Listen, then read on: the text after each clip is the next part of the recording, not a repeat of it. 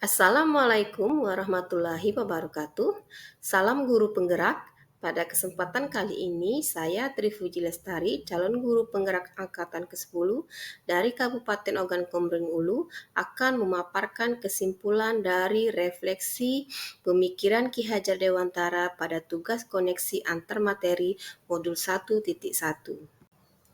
Baiklah, di sini saya akan merefleksi diri melalui 3 pertanyaan sebagai berikut. Yang pertama, apa yang saya percaya tentang murid dan pembelajaran di kelas sebelum saya mempelajari modul 1.1?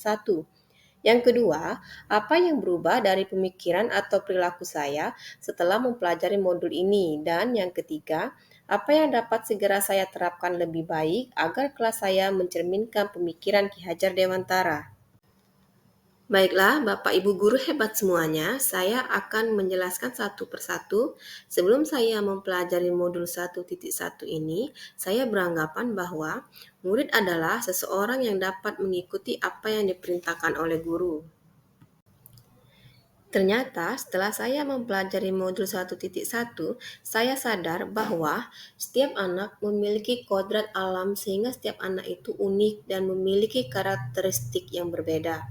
Murid memiliki bakat sendiri-sendiri sebagai objek dalam pembelajaran di kelas. Tugas seorang pendidik adalah menuntunnya agar ia dapat mengembangkan kodrat alam tersebut sesuai dengan kodrat zaman.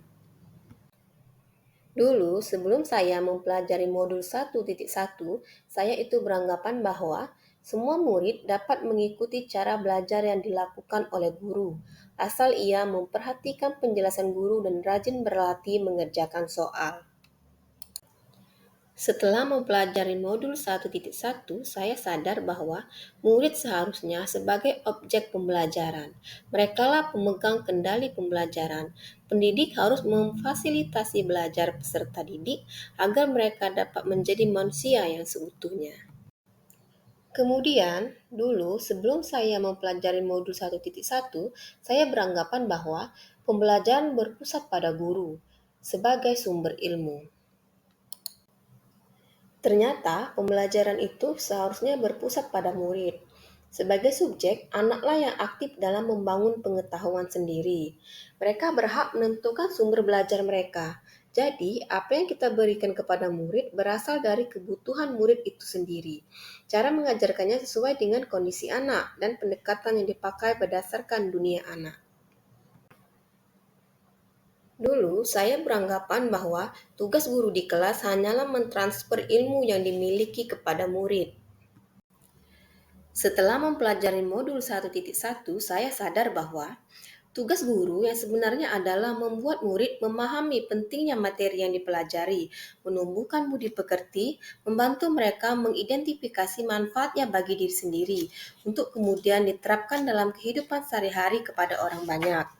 Hal ini mengisyaratkan adanya proses pemaknaan materi, bukan sekedar menguasainya saja, akan tetapi juga menyadari manfaat untuk dirinya sendiri. Dulu, saya berpikir bahwa dalam pembelajaran di kelas hanya fokus pada penyelesaian kurikulum saja.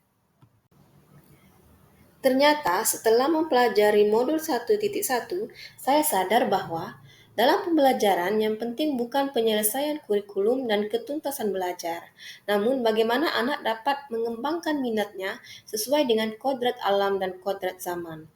Dalam pembelajaran, kita dapat menciptakan pembelajaran yang menuntun anak menjadi manusia yang berbudaya. Selanjutnya, dulu saya berpikir bahwa dalam penilaian itu lebih berfokus pada penilaian pengetahuan saja. Setelah mempelajari modul 1.1, saya jadi sadar bahwa dalam penilaian kita tidak boleh hanya menilai pengetahuan saja, tapi juga harus dapat menilai sikap dan keterampilan.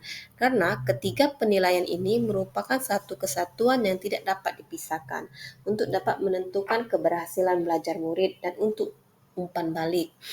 Khusus untuk pendidik adalah supaya dapat melakukan evaluasi diri atas pembelajaran yang sudah dilakukan. Selain itu, juga wajib menumbuhkan budi pekerti sesuai profil pelajar Pancasila. Nah, Bapak Ibu guru hebat, itulah tadi pemikiran saya sebelum dan setelah mempelajari modul 1.1. Selanjutnya, ini adalah kegiatan pembelajaran sebelum saya mempelajari modul 1.1. Di sini, saya terlihat mengajar secara klasikal dengan model ceramah, dan anak-anak hanya duduk diam dan mendengarkan saja. Agar kelas saya mencerminkan pemikiran Ki Hajar Dewantara, penerapannya segera akan saya lakukan di kelas saya, antara lain sebagai berikut. Saya akan menerapkan pemikiran Ki Hajar Dewantara di kelas saya. Langkah pertama yang saya terapkan adalah membuat kesepakatan kelas tentang proses pembelajaran di kelas. Saya akan menampung masukan dan membuat kesepakatan kelas bersama mereka. Yang kedua, saya akan mendesain kelas menjadi lingkungan kaya teks dan lingkungan yang menyenangkan sesuai dengan dunia anak. Misalnya dengan mengubah tata letak kursi, tata letak lemari, kemudian saya akan membuat pojok baca dan mendesain kelas sedemikian rupa agar anak-anak betah dan nyaman di kelas. Selain itu, kalau mereka bosan dalam belajar di kelas, saya biasanya sering mengajak anak-anak untuk belajar di luar kelas agar mereka tidak boring dalam menerima pelajaran seperti yang saya lakukan di gambar ini. Dan tidak kalah pentingnya, saya harus melakukan pengembangan diri agar menguasai strategi pembelajaran yang sesuai dengan kodrat zaman untuk melatih 6 kecakapan abad ke-21 yang dikenal dengan istilah 6C, yaitu karakter, citizenship atau kewarganegaraan, critical thinking, berpikir kritis, creativity atau kreatif, dan collaboration, kolaborasi, serta communication atau komunikasi. Sehingga pembelajaran saya yang saya terapkan di kelas sesuai dengan kondisi saat ini atau sesuai dengan kodrat zaman. Selain itu, saya juga akan merancang pembelajaran yang interaktif dan menyenangkan, menerapkan merdeka belajar dan mengaitkan dengan penguatan profil pelajar Pancasila. Dan yang paling penting tidak lagi menuntut hak akan tetapi harus menuntut anak menuju tujuan hidup mereka. Dan biasanya kami dalam pembelajaran itu agar pembelajaran selalu menyenangkan, kami biasanya bermain game seperti video yang saya tampilkan ini. Selain itu, sebagai wujud dari tujuan pendidikan, yang pertama yaitu lahirnya anak yang tidak hanya kompeten dari segi akademis, tapi juga berbudi pekerti yang baik. Saya selaku guru, selain memberikan wejangan, harus bisa juga memberikan teladan yang baik.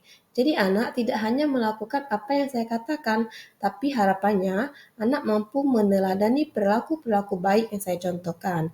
Selain sebagai upaya memotivasi anak agar berbudi pekerti yang baik. Ini bisa juga menjadi tantangan bagi saya pribadi, bagaimana caranya agar saya bisa konsisten memberikan teladan yang baik, seperti guru itu sebagai sosok yang digugu dan ditiru. Yang terakhir, saya berharap bisa memaknai semboyan Ki Hajar Dewantara yaitu Ing Ngarso Sung Tulado, Ing Madyo Mangun Karso, Tut Uri Handayani. Dari depan saya memberikan toladan bagi setiap anak didik saya. Ing Madya Mangun Karso, di tengah saya bisa menjadi teman yang bisa memberikan semangat, serta Tut Uri Handayani yaitu dari belakang saya bisa memberikan dorongan moral serta semangat belajar. Bapak Ibu guru hebat, kesimpulan yang dapat saya sampaikan yaitu dasar-dasar pemikiran dari Ki Hajar Dewantara harus segera kita terapkan dalam proses pembelajaran di kelas ataupun di sekolah. Di antaranya, pendidikan adalah menuntut anak sesuai dengan minat dan bakatnya. Pendidikan bukan hanya ilmu akademis saja, namun perlu penanaman budi pekerti yang baik. Kemudian, pendidikan sejatinya adalah menghamba pada anak. Demikianlah pemaparan saya tentang koneksi antara materi pemikiran filosofi Ki Hajar Dewantara. Mohon maaf apabila banyak kesalahan dalam penyampaiannya. Salam dan bahagia. Wassalamualaikum warahmatullahi wabarakatuh.